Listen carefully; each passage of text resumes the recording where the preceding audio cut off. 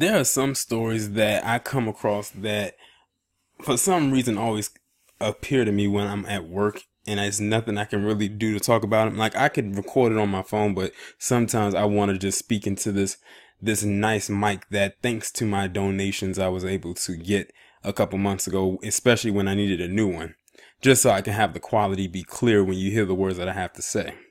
This is one of those stories that I could not wait to get off from work and speak about when it graced my timeline earlier today.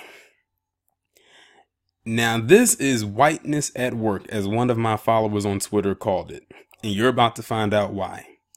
This man's name is Oscar Walters, as you can see in this picture. He's from Louisville, Kentucky. He's 68 years old, and he did everything to the cops that white people love to tell black people we suffer the consequences for when we get killed unjustly. And unarmed, might I add. So y'all better sit back and hold on tight as I go through this story for you. Louisville man points rifle at cops. They ask him to stand down. He shoots at cops. They ask him to stand down. He refuses their commands and fights with cops, but is taken in alive. Now, many of you might think that's just the first paragraph, first part of the paragraph. Nope, that's the title of the article.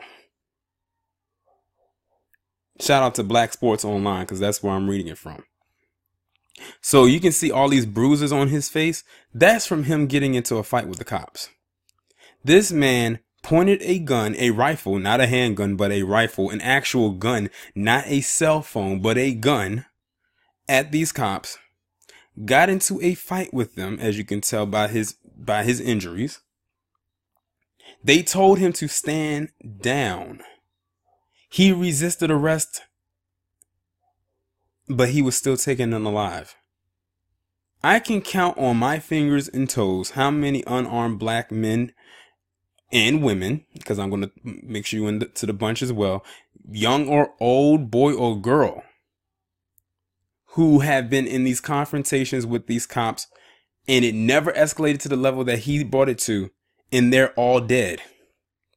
Or they all got seriously injured, and no charges were brought to the cops. I won't be surprised if this man walks away unscathed from this, meaning he's not going to have any type of charges coming his way. The most I can see him getting is probably probation and maybe a fine. That's about it. Maybe some assault charges, because his lawyers are going to try their hardest to dumb down this crime. Now, I'm going to go ahead and read the article. Now, this is going to be my first time reading the article itself. I just wanted to open it up so y'all can see where I was headed with this, because many of y'all do not know about this story. And the reason I know is because I didn't get one email about it. But you're about to find out now. If you want to know why people get so upset when cops shoot unarmed black men, this is why. A Louisville man is in jail after allegedly firing a rifle at police officers responding to a domestic assault. Oh yeah, the domestic assault was him hitting his wife with a flashlight. I'm just saying that now just in case the article doesn't mention it. I actually found that out outside of the article. Oscar Walters, age 68, was arrested on Thursday on 3 counts of endangerment of a police officer, assault of a police officer, second-degree assault, and resisting arrest. Now, that resisting arrest thing, that's the thing white people love to throw on black people. Well, if they weren't resisting, then they'll still be alive. Well, guess what? This man pulled out a gun, shot at cops, domestically assaulted his wife, and resisted arrest, and fought with them. And he's still alive. So that's why I don't listen to them. I don't listen to them. I wrote on Twitter, I said, "Dear colonizer, don't ever come to my page saying, well, it's not about race," because the minute you do, I'm going to block you. It's always about race in some form or fashion, either on a small scale or on a big scale, whether it's covert or overt.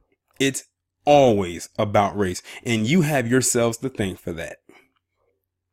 Walters pointed an air rifle, an actual one, not an airsoft rifle, but an air rifle, at police officers as they approached the front door of the home. As officers took cover, Walters fired the rifle through the door, causing its glass to shatter. Walters fled the home and refused officers' commands as they attempted to take him into custody, resisting arrest by pulling away from officers. Walters pointed a rifle at officers as they approached from the front door of the home. As officers took cover, Walters fired the rifle through the door, causing its glass to shatter. Walter fled the home and refused officers' command as they attempted to take him into custody. Complexion for protection. Let's see here. It says go to the next page, and it says there's a video attached to him being captured. Really, I don't care about the video. They pretty much, let's see. It says, according to police reports, when Walters walked out of the home, LMPD officers tried to arrest him, but Walters resisted. One officer suffered a fractured right hand in the incident, which may require surgery. Now, how many incidents have we seen where black people have gotten even that far to injure the officer? See, they have literally ingrained in their heads that we are the most wicked and dangerous people ever. And it's their own, sorry about that. It's their own doing it to them. We can produce all this evidence to them and they still won't believe it. They'll still say it's us. Somehow the spell of blacktivity entered their body and possessed them and caused them to do and pull this ratchet thuggery. Apparently we must be some kind of possessed spirit that jumps into their bodies and causes them to act erratic. I'm telling you right now, mark it down. That's going to be the next excuse. It was the black person spirit that made them do it. It was the ratchet. Some of y'all might be laughing at that right now, but don't laugh too hard. They just might try to pull that. You know, they love to say they possessed by demons and stuff. They gonna say they possessed by a black person soon. Watch. Many of them say they feel like they are black. They feel like they are a black person with white skin. Look at Rachel Dolezal. He is being held on a $100,000 bail. In my opinion, that's too damn low. It should be way higher. If they're gonna bring him in alive, it should be way higher than that. If he was black, he would be dead. And if he wasn't dead, he surely wouldn't have gotten bail. Well, ain't that the truth? I don't feel I have to go any further into detail. I think it's pretty much all self-explanatory what we just heard, or what you just heard here. The guy is a degenerate, but he's going to walk away from this like all the others. At least he lived to have a mugshot, as crusty as it looks. His wounds will heal. He will continue to breathe. But unlike the many other black people who have met their hands, or their fate, I should say, from the barrel of a gun of these pigs, he's lucky.